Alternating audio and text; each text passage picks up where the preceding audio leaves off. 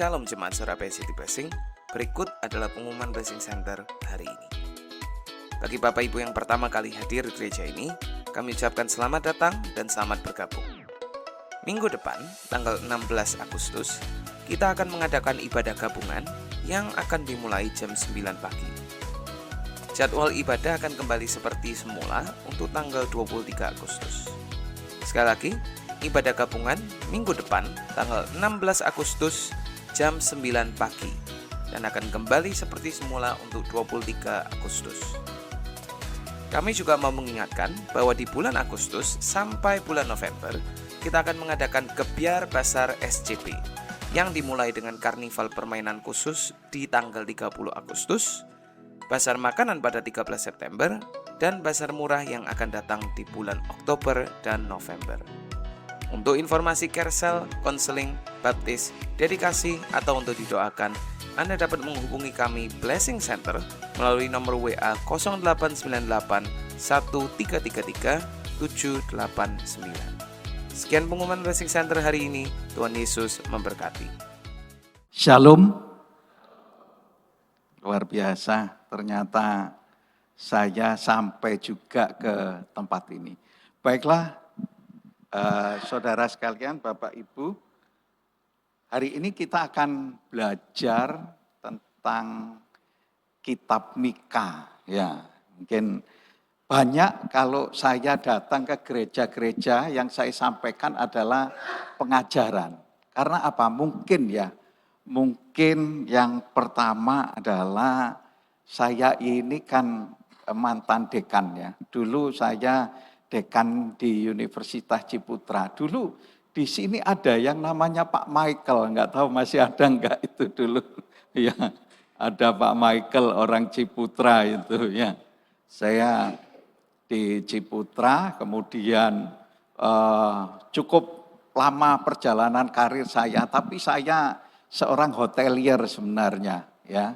Saya seorang hotelier, lulus sekolah hotel, kerja di hotel chains, kemudian pernah tinggal di Jerman, 9 tahun tinggal di Jerman, mulai karir sebagai tukang cuci piring, sampai eksekutif chef, kemudian kembali ke Indonesia, kerja di Carlsen, waktu itu membawai Radisson dan Country Suite. Nah itu pertama kali kita langsung kenal saat itu.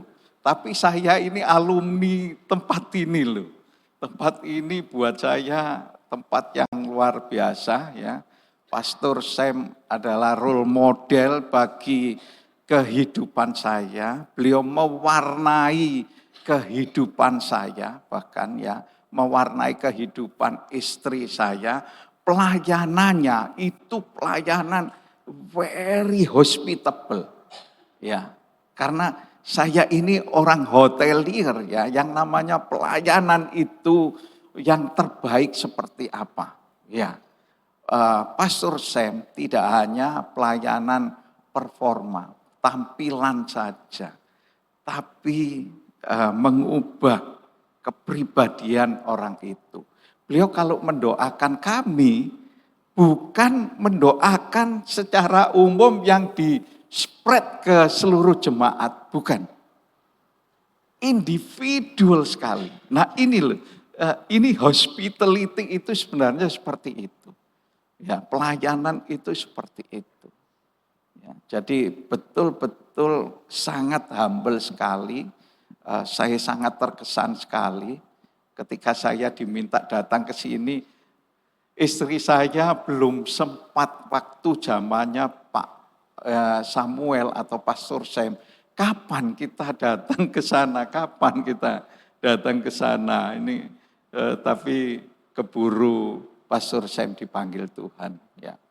Tapi beliau sangat detail sekali ketika mendoakan, bahkan menyebut nama istri saya, mendoakan secara khusus istri saya, mendoakan anak saya. Anak saya hanya satu, Stephen, selalu didoakan oleh beliau. Itu sepintas tentang kesan saya, memori saya dengan Pastor Sam yang sangat luar biasa.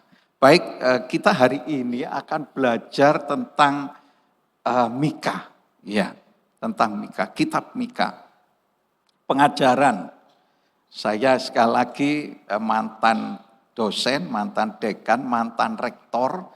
Terakhir saya rektor di Sekolah Tinggi Teologi Tawangmangu, ya.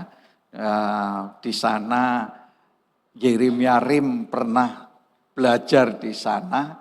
Di sana ada Pastor Samuel Sekota, istrinya orang Australia, dan saya belajar di sana. Dan ini adalah Bible study saya setiap hari Kamis. Ya, kami setiap hari Kamis dari Amerika masih belajar terus tentang Alkitab. Kita sekarang sudah sampai ke Nahum, tapi beberapa bulan yang lalu kita belajar tentang kitab Mika. Nah, ini menarik sekali. Saya akan ambil secara eksegesi, ya. Eksegesi itu inti-intinya saja dari seluruh kitab itu. Ya, saya ambil dari kitab Mika 1, pasal 1, pasal 2, dan pasal 3. Saudara sekalian, ternyata saat itu, ini kenapa Mika begitu keras berbicara kepada bangsa Israel, karena kita tahu bahwa bangsa ini sudah terpecah menjadi dua, ya. Yang satu Yehuda, yang satu Israel. Ya, Yehuda itu di Yerusalem, ibu kotanya, sedangkan Israel di Samaria. Ya, ini seiring perjalanan mereka, umur Israel ini sekitar 200 tahunan, sedangkan Yehuda kira-kira 350 tahun. Setelah itu jatuh dan tidak ada lagi kerajaan Yehuda maupun kerajaan Samaria karena diserang sama Asyur waktu itu, ya. Nah, di sini Mika ini luar biasa kecewa oleh bangsa ini, ya, sehingga dia mengeluarkan nubuat-nubuat yang sangat keras sekali, ya, sangat keras sekali sampai sudah bukan manis-manis lagi yang disampaikan, bukan basa-basi, ya, tetapi dia sampaikan bahwa yang akan terjadi di orang-orang Israel ini adalah para pemimpinnya sudah betul-betul sudah menyimpang dari kehidupan yang normal atau wajar. Mereka sudah kejam sekali, ya, terjadi kekerasan, terjadi kekejaman, terjadi korupsi, kolesi, nepotisme, itu yang terjadi di kerajaan Israel ini. Nah, setelah kita teliti, ya, kitab ini, apa penyebabnya, itu saya mengambil satu kesimpulan bahwa tidak ada akuntabilitas, ya, seperti yang tertulis di slide ini.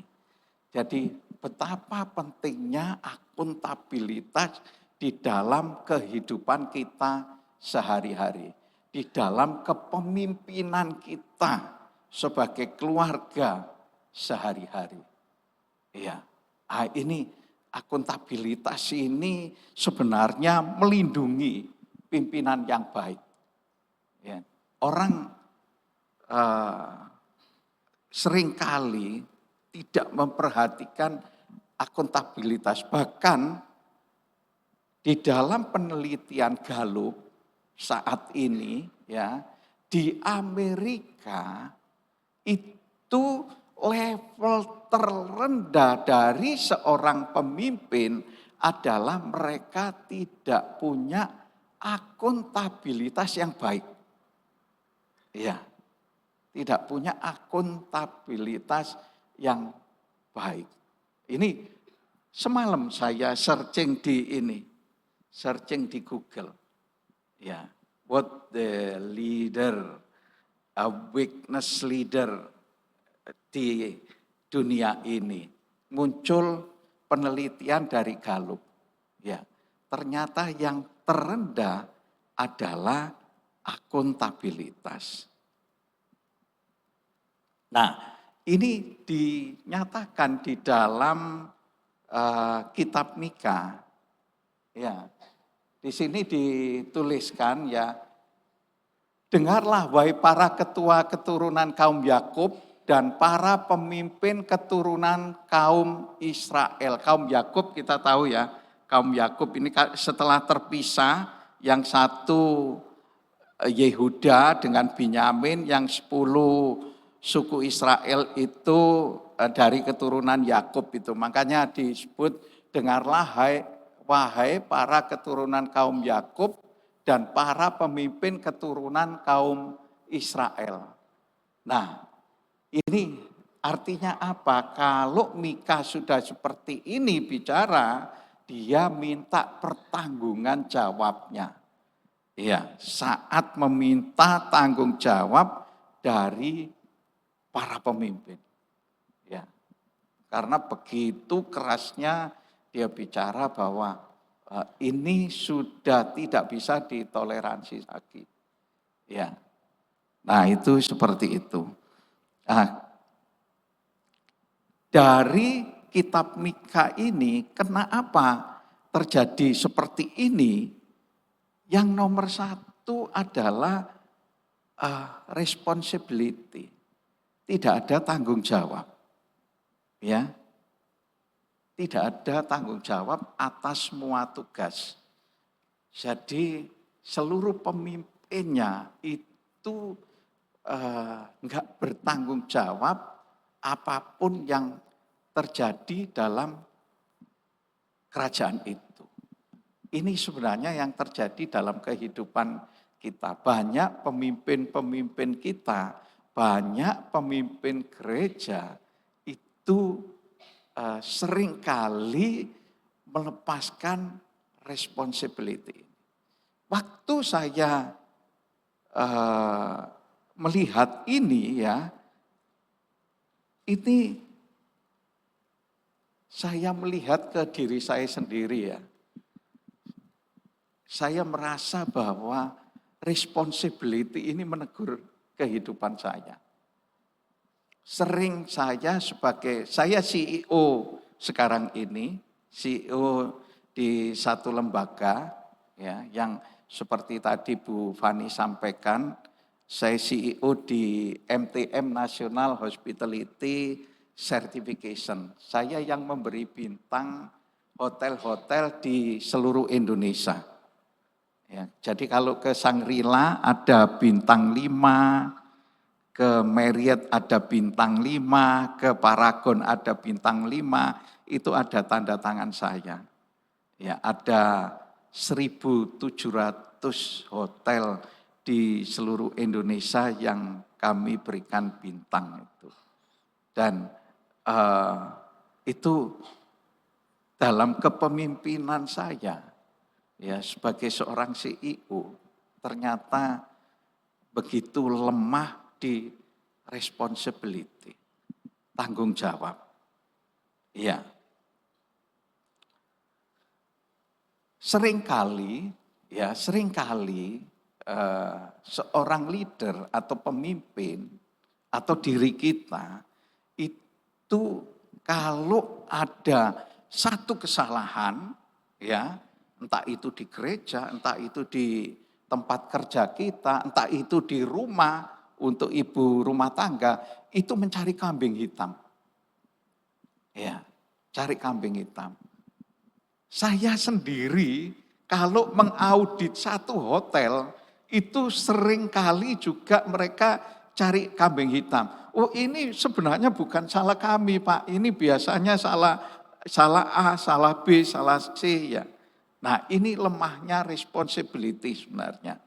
Ya, apapun hasilnya, pemimpin yang baik itu tidak mencari kambing hitam. Nah, ini responsibility bagi kita ini sangat penting sekali. Kemudian yang kedua, ya,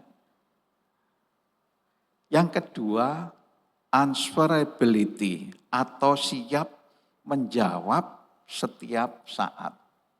Seorang pemimpin, seorang leader, diri kita itu berani enggak memikul tanggung jawab itu. Tempat ini sebenarnya ketika ditinggalkan Pastor Sam enggak mudah. Iya, saya tahu dia karismanya sudah luar biasa sekali. Ya. Kalau sekarang beban itu di pundaknya Bu Fani maupun putranya, ini harus diambil. Ya, harus dijawab, siap menjawab itu. Kalau tidak, ya ini rumah Tuhan ini ya patut dipertanyakan lagi. Tapi saya bersyukur kalau saya lihat jemaatnya masih banyak kok. Ya, masih banyak, masih sangat antusias. Saya merasakan ketika saya tadi di tempat ini, saya rasakan hadirat Tuhan. Betul-betul saya rasakan hadirat Tuhan. Ya. Yang kedua, ya, untuk seorang pemimpin, Mika mengatakan bahwa siap menjawab setiap saat. Artinya apa? Transparan akan apa yang kita kerjakan. Dan siap memberi jawab mengapa saudara mengambil keputusan dan tindakan tersebut. Jadi tidak ada yang disembunyikan. Karena bangsa Israel waktu itu, kenapa terjadi chaos, ada korupsi, ada kolusi, ada penjarahan, ya, itu karena tidak menemukan jawaban bangsa ini. Itu tidak ada jawaban apa yang harus dilakukan. Pemimpin-pemimpinnya itu tidak bisa menjawab. Bangsanya ya akhirnya ya seperti itu. Ya. Yang ketiga, ya, yang ketiga adalah siap menindaklanjuti hasilnya. Menerima konsekuensi baik positif maupun negatif mentalitas pembelajar. Saya sendiri sampai detik ini, ya sampai detik ini, saya juga mantan rektor. Tapi saya sampai sekarang setiap Kamis masih belajar tentang Bible study. Masih setiap Rebu kita masih di full gospel, padat sekali. Ini perjalanan rohani saya yang saya harus ngimbangi karena saya sendiri orang yang sangat sibuk sekali. Setiap hari saya ini pindah hotel. Setiap hari saya makan enak. Ya, setiap hari. Ini kemarin dari Bromo, ya, ini libur karena hari Minggu. Besok Senin ini saya sudah berangkat lagi ke Makassar. Habis dari Makassar ke Samarinda. Terus seperti itu. Nah, harus saya balancing di dalam kehidupan saya. Nah, Mika mengatakan bahwa leader itu harus siap menindaklanjuti hasilnya, menerima konsekuensi baik positif maupun negatif mentalitas pembelajar. Saya terus belajar, saya terus merasa bahwa saya kurang di dalam pengetahuan saya tentang Tuhan. Ini adalah kerinduan yang terus-menerus saya bangun dalam kehidupan saya. Jadi firman ini nomor satu memang untuk saya. Ya, saya diberkati oleh apa yang saya sampaikan sekarang ini. Berikutnya, ya, Mika mengatakan bahwa pemimpin siap memberikan laporan yang bermakna dan tepat waktu. Hargai kemitraan kita dengan pengurus yang ada di sekitar Anda. Nah, sering kalau kita mau jujur ya, sering kali gereja-gereja ini tidak ada yang kontrol. Ya, tidak ada yang kontrol, baik keuangan, baik pelayanan. Karena apa? Top level itu di gembalanya. Ya, akhirnya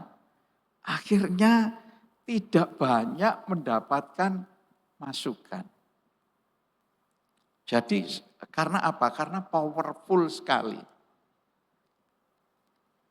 Ya, bahkan ketika gembalanya sudah tidak ada, ya sudah ambruk itu sudah. Saya bersyukur tempat ini masih ada sampai sekarang. Apapun keadaannya, apapun kondisinya. Ini adalah anugerah dari Tuhan yang harus dibangun kembali. Diletakkan kembali tembok-tembok Yerusalem. Jadi yang keempat adalah timely and quality reporting itu penting di dalam sistem leadership. Ya. Nah, kenapa sih kok terjadi kepemimpinan di gereja, kepemimpinan di perusahaan, kepemimpinan di rumah tangga itu fail atau jatuh sampai sedemikian. Kepemimpinan di Israel sampai seperti itu. Itu karena root of evil, ya, akar dari berbagai kejahatan kepemimpinan itu. Yang pertama adalah iri dengki.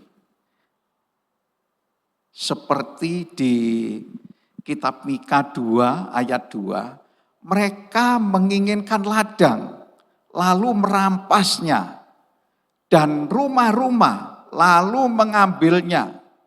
Mereka menindas orang dan rumahnya, bahkan seseorang dengan milik pusakanya. Ini karena apa terjadi seperti ini di bangsa Israel waktu itu? Karena iri dengki, karena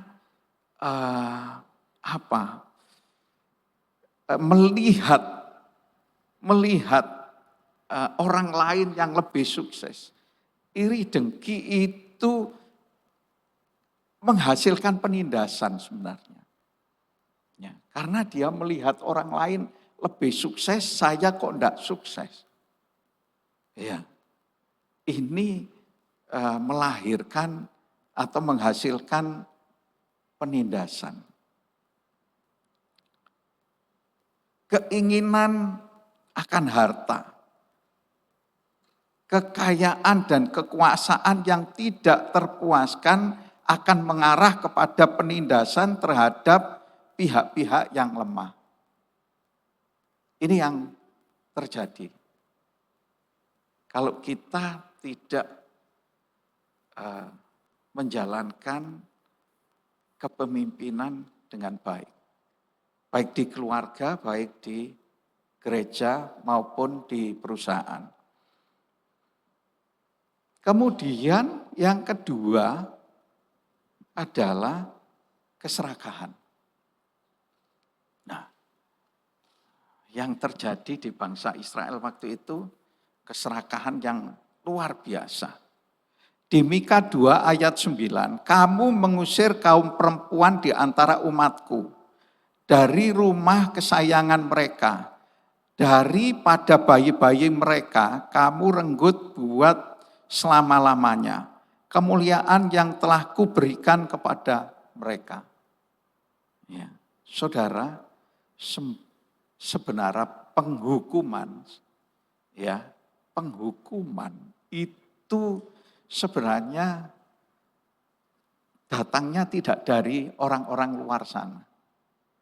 Penghukuman itu datangnya dari kita ini. Ya, anak-anak Tuhan ini. Yang pertama adalah anak-anak Tuhan. Ini yang supaya kita tahu bahwa penghukuman ini untuk siapa sih? Untuk kita yang nomor satu. Ini untuk bangsa Israel yang sudah mengenal Tuhan. Yang hidupnya waktu itu pada saat Mika itu hidup nyaman sekali. Kalau kita baca keseluruhan kitab ini, hidup mereka ini sudah enak. Tapi sebenarnya hidup mereka ini seperti hidup di tepi jurang. Jadi mereka ini sudah tinggal nyemplung aja itu. Makanya Mika berbicara sangat keras sekali. Sangat keras sekali. Nah itu yang terjadi itu seperti itu. Jadi penghukuman itu tidak di luar sana, tapi di dalam diri kita. Kemunafikan, keserakahan bangsa ini yang terjadi. Ya, kamu mengusir kaum perempuan di antara umatku. Wah, ini kan sudah bangsa yang enggak punya budi pekerti yang bagus ya. Nah, ini dari mana? Ini dari keserakahan.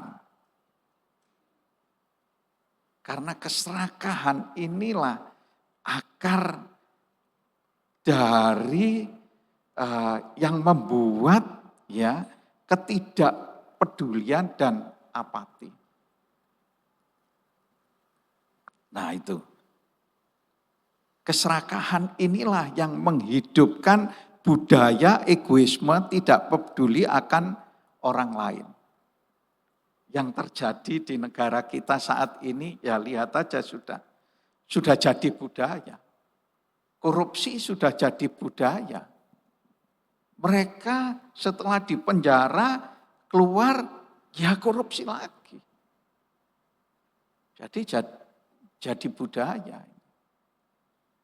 Karena apa? Greed produce indifference. Ya, ini indifference ini sebenarnya kita akan tahu kasih ya. Kasih itu lawannya bukan benci, bukan. Kasih itu lawannya adalah indifference, ketidakpedulian. Ya. Mereka tidak peduli. Itu yang terjadi di Israel seperti itu. Nah, yang ketiga adalah kenapa terjadi seperti itu di bangsa Israel adalah sin produce injustice atau rasa malu menyuburkan ketidakadilan. Ini di Mika 3 ayat 1, kataku dengarlah wahai para ketua keturunan kaum Yakub ya dan para pemimpin keturunan kaum Israel, bukankah kamu sepatutnya tahu apa itu keadilan? Ya, saya dibatasi waktu sampai jam berapa ini ya? Jam 9 ya? 15 menit lagi. Nanti enggak terasa ini kelewatan nanti. Iya. Nah, rasa malu menyuburkan ketidakadilan. Ini mencederai dignitas seseorang, membuat orang tersebut mengabaikan dignitas orang lain dengan membungkam suara dan pandangan-pandangan yang berbeda. Rasa malu sering menjadi penyebab tindakan dan keputusan yang tidak adil. Jadi banyak ya, kita lihat banyak sekali orang yang saya ini sebenarnya orang yang dipulihkan oleh Tuhan. Kenapa? Saya ini dari keluarga yang tidak mampu. Dari orang tua, ibu saya ini melahirkan anak sampai 15 orang. Ya. Jadi saya ini sangat menderita sekali. Waktu kecil, waktu sudah pengen enak-enak, ada adik saya lagi. Saya anak yang ke-7. Ya. Saya malu sekali waktu sekolah itu karena baju saya ini robek-robek. Sampai celana saya belakangnya itu dulu robek. Karena robek sama papa saya itu ditambal pakai kain drill yang tandanya itu love itu loh. Jadi sampai seperti itu. Nah, saya pernah ngalami SIM ini. Ya, saya pernah ngalami rasa malu ini yang membuat saya tidak adil. Sebelum saya mengenal Tuhan dengan baik. Apalagi saya pendidikan atau saya dari Jerman. Tahu sendiri ya, orang Jerman itu sudah, kenapa saya punya anak satu juga? Karena di Jerman itu lebih baik punya anjing daripada punya anak itu. Anjing lebih setia. Saya sampai takut punya anak. Sekarang saya nyesel ini. Karena apalagi keluarga saya sampai 15 ya. Saya ngalami SIM itu. Ya, saya pernah ngalami malu yang luar biasa. Nah, ini mencederai dignitas saya. Saya pernah tidak adil itu, saudara. Sampai tim saya ini pernah kecewa. Tapi puji Tuhan, ya oleh kemurahan Tuhan, begitu mengenal Tuhan dengan baik. Salah satu ya saya ketika kerja di country suite itu, ya saya kerja di country suite itu sebenarnya rugi kalau hitung-hitungan uang. Bayangkan lulusan luar negeri, pengalaman luar negeri. Sampai orang-orang bilang, kenapa enggak pindah ke Shangri-La aja Bapak? Kok di hotel kecil itu? Saya mau taat, saya mau setia aja di tempat itu. 9 tahun saudara saya. Tapi di sana saya belajar banyak tentang Tuhan. Ya. Kenal Pastor Sam, kenal Bu Yunita, kenal Bu Fani, ya teman-teman yang ada di tempat ini. Pak Agus masih ada enggak tempat ini? Ya. Oke, yang keempat ya, yang terjadi di bangsa ini adalah ketakutan. Ketakutan ini melahirkan kekerasan. Ya. Saat orang merasa terancam, otaknya itu kan langsung beroperasi, toh ya, secara otomatis. Instingnya keluar karena ketakutan. Bayangkan ketakutan menghasilkan kekerasan. Bangsa ini seperti itu. Di Mika 3 ayat 2, kamu yang membenci kebaikan dan mencintai kejahatan, yang mencabik kulit dari bangsaku dan daging dari tulang-tulangnya. Ini yang dikatakan oleh Mika ke bangsa Israel. Sudah marah sekali dia. Ya. Karena apa? Karena ada kekerasan.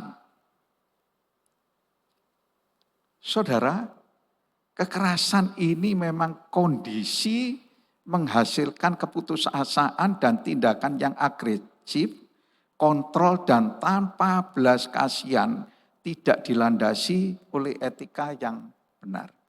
Jadi udah karena ketakutan mereka harus melindungi dirinya sendiri seperti binatang itu kalau ketakutan kan akhirnya dia gigit. Itu yang terjadi. Ya.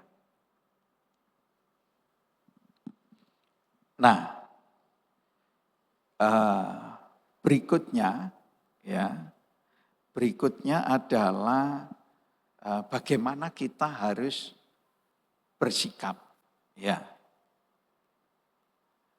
Bagaimana kita menjadi seorang pemimpin sebagai pembawa berita dari sorga.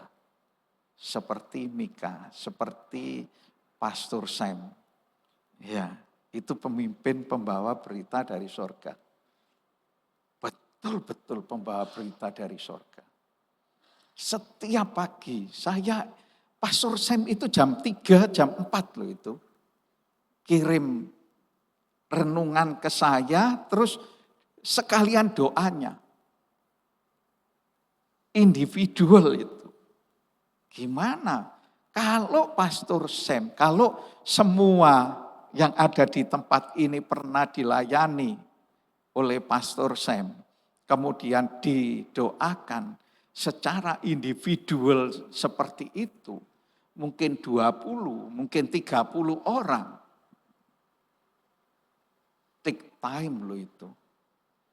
Ya, betul-betul dia confession sama Tuhan, betul-betul dia terbeban dengan saya dan istri saya dan anak saya. Itu yang mengagumkan. Gak usah jauh-jauh cari keteladanan. Pastor Sam adalah keteladanan untuk gereja ini. Ya. Pemimpin yang pembawa berita dari surga. Bukan pemimpin yang membawa firman karena perut mereka. Seperti di sini, jika gigi mereka mendapat sesuatu untuk dikunyah, maka mereka berseru damai. Iya. Kalau ada makanan, kalau ada berkat baru damai. Ya. Tapi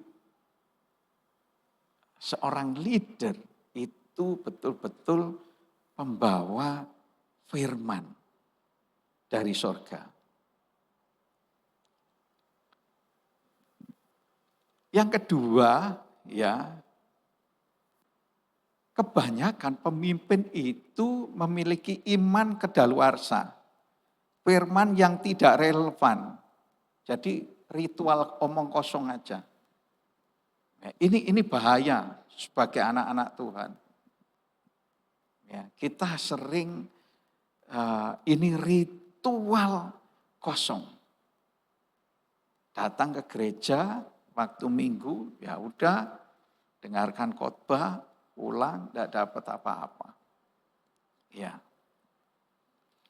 Mereka seolah-olah bersandar pada Tuhan dengan mengatakan, bukankah Tuhan ada di antara kita? Malah petaka tidak akan datang menimpa kita. Mereka pikir mereka ini dekat dengan Tuhan. Israel, mereka pikir dekat dengan Tuhan. Tapi bagaimana ketika mereka terpecah menjadi satu negara sendiri, dan mereka tinggal di Samaria dengan 10 suku itu, mereka membuat lembu emas. Dan ini yang pemberontakan yang pertama yang terjadi di bangsa ini. Terjadi lagi. Ya. Mereka seolah-olah bersandar kepada Tuhan. Jadi seperti itu.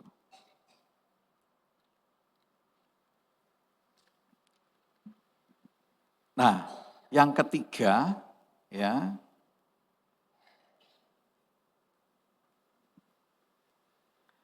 firman Tuhan yang berani dan autentik.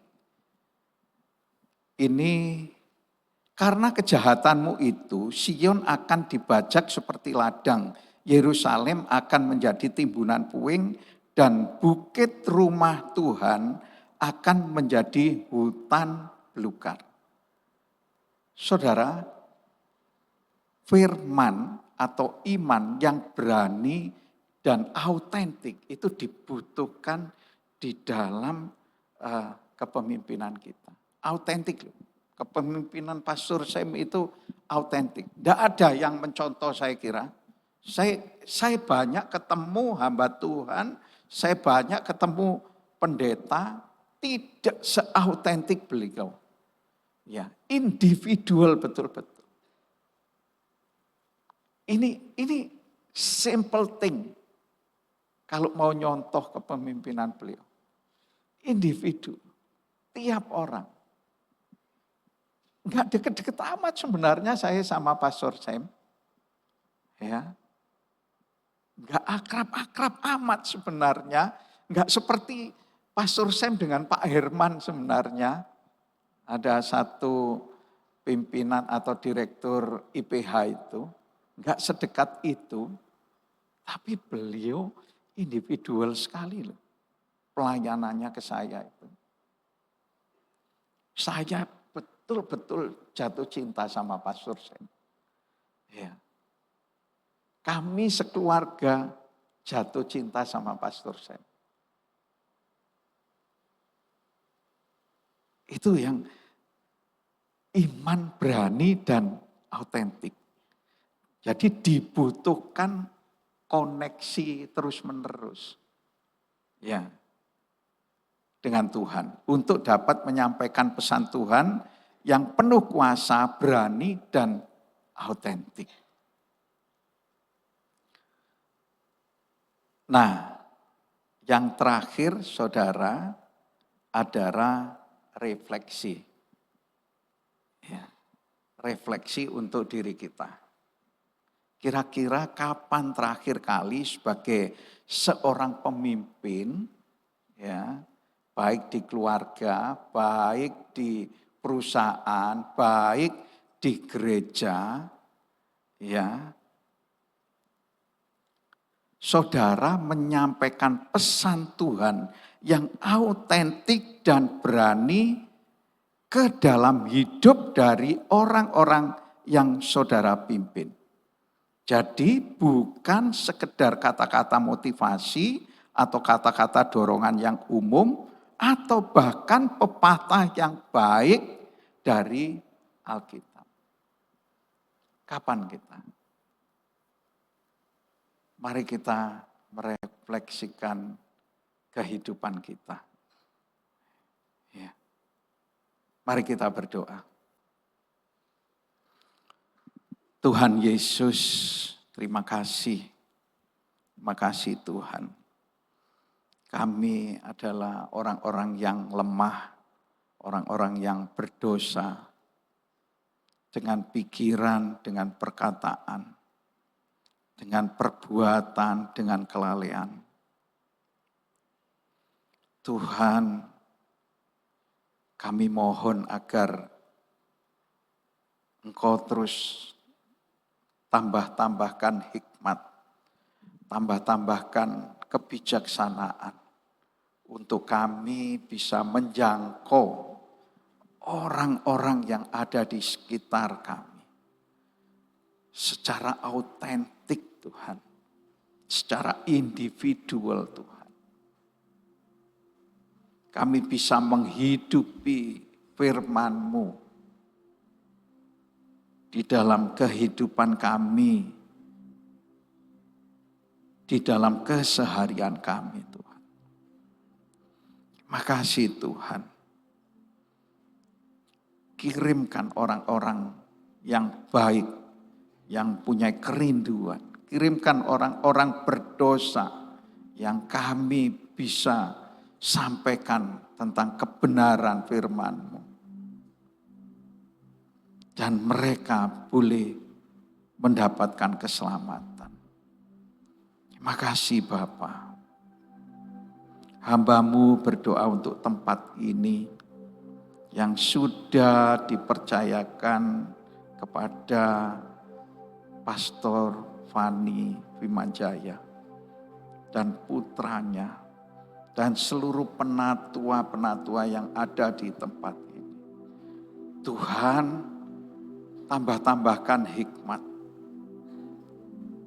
tambahkan bilangan untuk jemaat yang ada di tempat ini.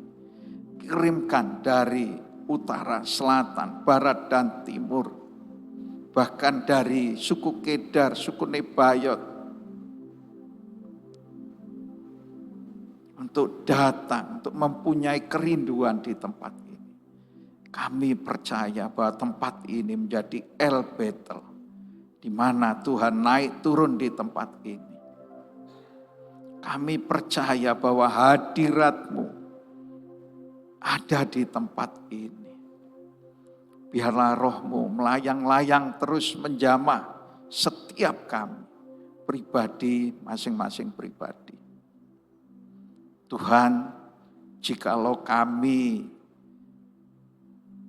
kedapatan kekurangan dalam perekonomian kami, berkati kami Tuhan. Cukupkanlah kami. Jika kami berhutang, berkati kami untuk membayar seluruh hutang-hutang kami.